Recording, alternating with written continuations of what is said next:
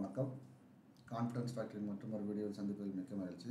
இப்போ இன்றைக்கி நம்ம என்ன பார்க்க போகிறோம் அப்படின்னா, ராகுல் காந்தி ஒரு மிகப்பெரிய என்ன சொல்கிறது, அறிவாளின்னு தான் சொல்லணும். இந்த மாதிரி அறிவாளிலாம் காங்கிரஸ் கிடச்சிருக்கிறது காங்கிரஸ் செய்த தவம் அப்படின்னு தான் சொல்லணும். ஏன்னா காஷ்மீரில் போய் சொல்கிறாரு, இந்த ஹிமாச்சல் பிரதேசத்தோட ஆப்பிள்ஸ் விலை கிடைக்க மாட்டேங்குது, அது எல்லாமே ஒட்டுமொத்தமாக அம்பானி அவரோட கம்பெனி அவங்க தான் எடுத்து சேல்ஸ் பண்ணுறாங்க. என்ன சொல்கிறது, அம்பானியோட தலையீடால் எதுவுமே கிடைக்க மாட்டேங்குதுங்கிற மாதிரி பேசுகிறாரு. அதாவது ஹிமாச்சல் பிரதேசில் ரூலிங் பார்ட்டி யாருன்னா காங்கிரஸ். ஸோ இதை மாதிரி ஒரு அறிவாளி நீங்கள் எங்கேயுமே பார்க்க முடியாது.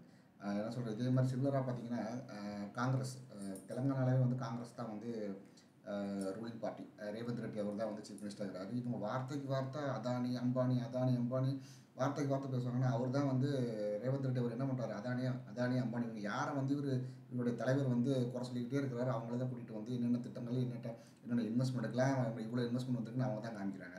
இன்றைக்கி கொஞ்சம் கூட கூச்சமே இல்லாமல் அங்கே என்ன ரூலிங் பார்ட்டி யார் ரூல் பண்ணுறாங்கன்னு கொஞ்சம் கூட எதுவுமே தெரியாமல் என்ன சொல்கிறாரு, ஹிமாச்சல் பிரதேசில் ஆப்பிள் விலை, அந்த ஹிமாச்சல் பிரதேசில் விளையக்கூடிய ஆப்பிளோட விலை கிடைக்காம போகிறதுக்கு காரணம் அதானி அப்படிங்கிறாரு. அதானின்னா நீங்கள் ரூலிங் பார்ட்டி நீங்கள் தானே நாங்கள் எல்லாமே திட்டங்கள்லாம் செயல்படுத்தணும். என்னென்ன தன்னை சுற்றி என்ன நடக்குதுன்னே தெரியாமல் இந்த மாதிரி ஒரு தலைவர் இருக்கிறாருன்னு என்ன சொல்கிறது, எப்படி சொல்கிறது, ஒரு தன்னை சுற்றி என்ன நடக்குதுன்னே தெரியாத அளவுக்கு ஒரு ஒரு ஒரு கட்சி, ஒரு தேசிய கட்சியோட தலைவர் இருக்கிறாரு அப்படின்னா இவரை பின்தொடர்றதுக்கு ஒரு கூட்டம் இருக்குது. ஒரு இதை மாதிரி ஆளுகளை தேர்ந்தெடுத்தோம் அப்படின்னா மக்களோட நிலைமை தான் பாவம். நம்ம யாரை சூஸ் பண்ணியிருக்கிறோம், அங்கே என்ன கவர்மெண்ட் நடக்குது, அதை யார் ஒரு என்ன சொல்கிறோம், அந்த அந்த ஹிமாச்சல் பிரதேசோட ரூலிங் பார்ட்டி காங்கிரஸ் அப்படின்னா அவங்க தான் ஒட்டுமொத்தமே இந்த ரூலிங் பார்ட்டி அவங்களோட ஆட்சி முடிகிற வரைக்கும் அவங்களுடைய பொறுப்பு தான் அது.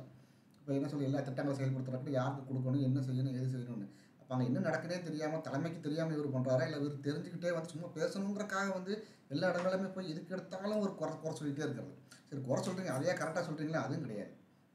என்ன சொல்கிறேன், இதை மாதிரி மக்கள் சரியான நபரை தேர்ந்தெடுக்கல அப்படின்னா இதை மாதிரி ஒரு தலைவர் கிடச்சா அப்புறம் நாடு எந்த நிலையை நோக்கி செல்லுங்கிறது மக்கள் தான் புரிஞ்சுக்கணும். ஸோ சரியான தலைவரை நீங்கள் தேர்ந்தெடுக்கணும் அப்படிங்கிறத இதோடைய கருத்து. ஜம்மு காஷ்மீராக இருக்கட்டும், இப்போ கட்டாயத்தோட அவுட்கம் ஒரு நல்ல ஒரு அவுட்கம் வரும். ஏன்னா அமைதியே இல்லாத நிலைமை இருந்தது இப்போ மாறி அந்த ஒரு அமைதியான சூழ்நிலை கொண்டு வரணும் எல்லா முயற்சிகளுமே எடுத்துருக்கிறாங்க. மக்கள் ரொம்ப கொஞ்சம் கொஞ்சமாக மாறி அந்த நிலைமை மாறி வருது. மக்களும் அதை ரொம்ப சந்தோஷமாக ஏற்றுக்கொண்டிருக்கிறாங்க. ஏன்னா ஒரு கடந்த ஒரு 50 வருஷங்களில் அமைதிங்கிறதே பார்க்க முடியாது. இப்போ அதெல்லாம் மாற்றி அவங்களும் சாதாரண நிலைமைக்கு கொண்டு வரதுக்கான எல்லா முயற்சிகளையும் மத்திய அரசு எடுத்துருக்குது. ஒரு ஹை செக்யூரிட்டியோட தான் எலெக்ஷன்ஸ் நடந்துகிட்டு இருக்குது. அங்கே போய் அங்கேயும் போய் தவறான தகவலை கொடுக்குறதே ஒரு தொழிலாக வச்சுருக்கிறாரு ராகுல் காந்தி அவர்கள். சரி, அவர் கூட இருக்கிறவங்களுக்கா எடுத்து சொல்லிக் கொடுக்கலாம். என்ன சொல்ல, அவங்க கட்டாயம் அவங்களுக்கு பிஏ இருப்பாங்க, நிறைய படித்தவங்க கூட இருப்பாங்க. நம்ம எந்த ஸ்டேட்டில் போய் பேசுகிறோம், அந்த ஸ்டேட்டில் யார் ரூலிங் பார்ட்டி இது கூட தெரியாமல் பேசிட்டு இருக்கிற ஒரு தலைவரை நீங்கள் மறுபடியும் தேர்ந்தெடுத்தீங்கன்னா மக்களோட அந்த ஸ்டேட்டோட நிலைமை நீங்கள் தான் கற்பனை கூட பண்ணி பார்க்க முடியாது. ஸோ சரியான நபரை நீங்கள் தேர்ந்தெடுக்கணும் அப்படிங்கிறத நம்மளுடைய கருத்து.